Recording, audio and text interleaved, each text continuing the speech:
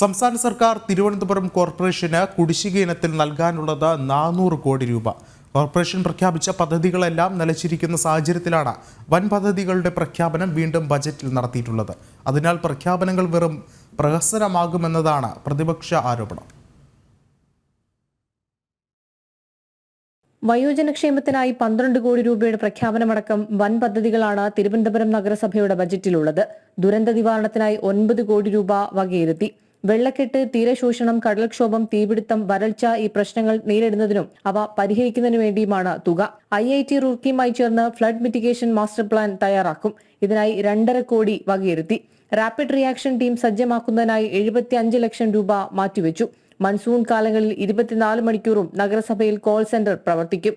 ഇതിനായി 5 ലക്ഷം രൂപ ബജറ്റിൽ അനുവദിച്ചു. 3000 കോടിയിലധികം രൂപയാണ് സംസ്ഥാന സർക്കാർ തദ്ദേശ സ്ഥാപനങ്ങൾക്ക് നൽകാനുള്ളത്. ഇതിൽ 400 കോടി രൂപയാണ് തിരുവനന്തപുരം നഗരസഭയ്ക്ക് കുടിശ്ശിക.